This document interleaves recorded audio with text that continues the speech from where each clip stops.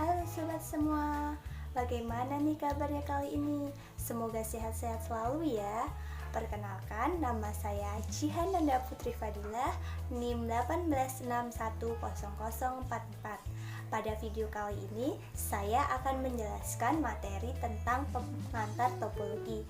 Yuk langsung saja ke pembahasan. Pada video kali ini, kita akan melakukan 4 pembahasan soal.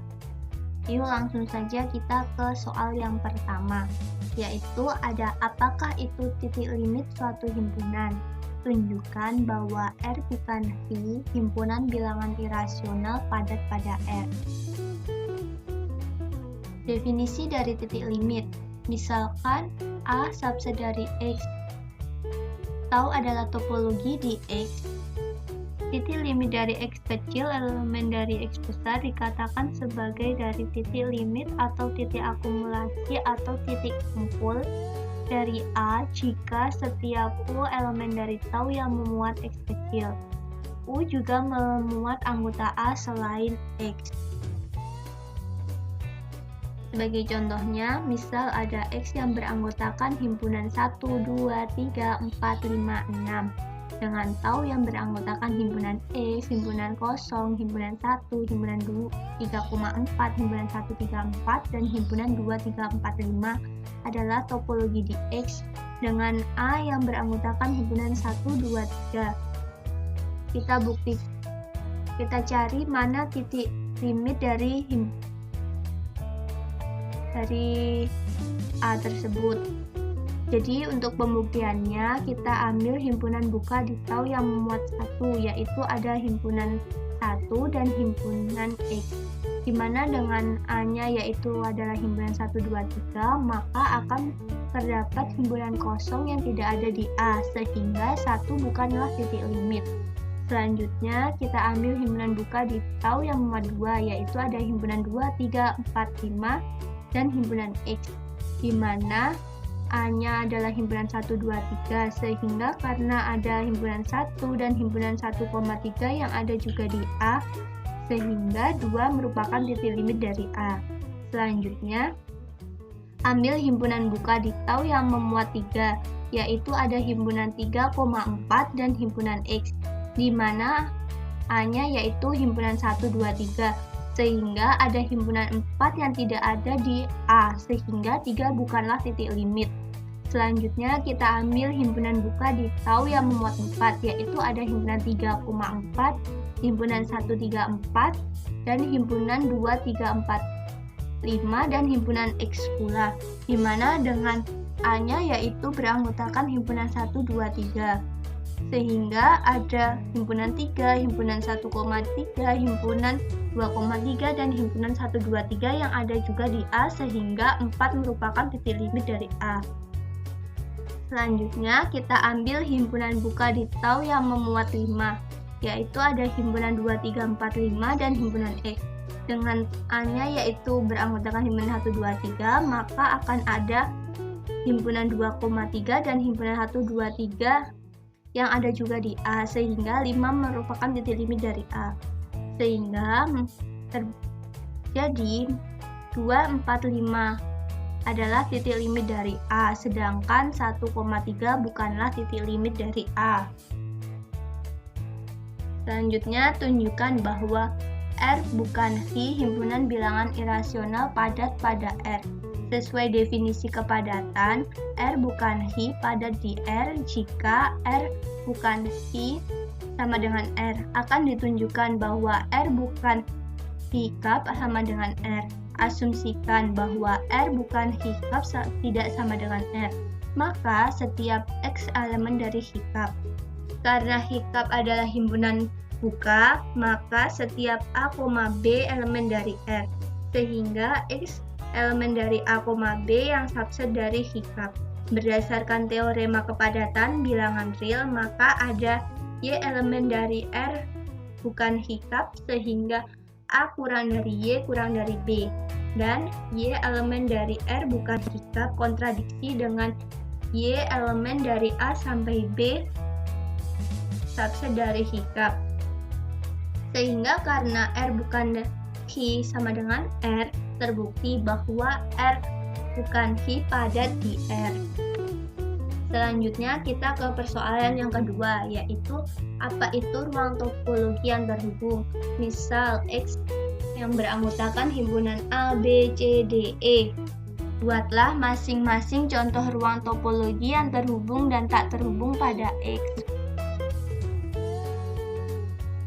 Kita ketahui bahwa definisi dari keterhubungan yaitu X, tau dikatakan ruang topologi yang terhubung jika himpunan buka tutup pada topologi itu hanyalah X dan tak kosong. Untuk contohnya, kita misalkan ada X yang beranggotakan himpunan A, B, C, D, E. Untuk contoh yang pertama, kita misalkan taunya beranggotakan himpunan X, himpunan kosong, himpunan B, himpunan AB, himpunan BC, himpunan ABC. Maka ada X, tau yang terhubung. Apakah ada X, tau yang terhubung? Jawabannya iya.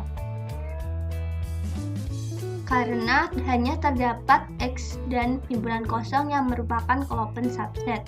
Selanjutnya, jika tau yang kita gunakan yaitu beranggotakan himpunan X, himpunan kosong, himpunan A, himpunan CD, himpunan ACD, himpunan BCDE, maka apakah X, tau terhubung? Jawabannya tidak. Mengapa demikian? Karena terdapat himpunan BCDE yang merupakan klopen subset. Selanjutnya, untuk soal yang ketiga, misalkan ada Y yang beranggotakan himpunan 1, 2, 3, 4, dan 5. Jelas bahwa Y subset dari R. Tentukan subruang topologi yang diinduksi pada Y oleh topologi Euclid R. Buktikan bahwa topologi yang terinduksi pada Y merupakan topologi diskrit. Pertama, kita harus memahami definisi dari subruang. Jika diketahui Y adalah subset tak kosong dari ruang topologi X, tau, koleksi tau Y dengan 0 irisan dari Y, 0 elemen dari tau. Dari subset Y adalah topologi pada Y disebut sebagai subruang topologi atau relatif topologi atau topologi terinduksi atau juga disebut dengan topologi terinduksi pada Y oleh tau.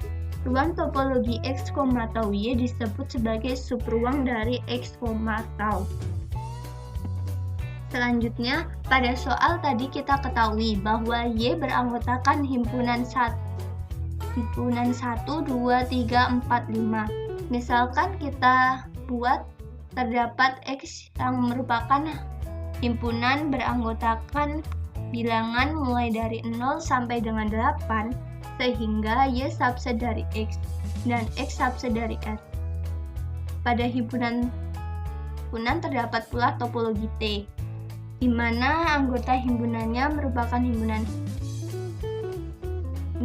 X, himpunan kosong, himpunan 3, himpunan 2, 3, 8, himpunan 3, 4, 5, 6, himpunan 1, 2, 3, 4, 5, 8, sehingga dapat ditentukan subruang topologi yang diinduksi pada Y adalah himpunan Y, himpunan kosong, himpunan 3, himpunan 2,3, dan himpunan 3, 4, 5.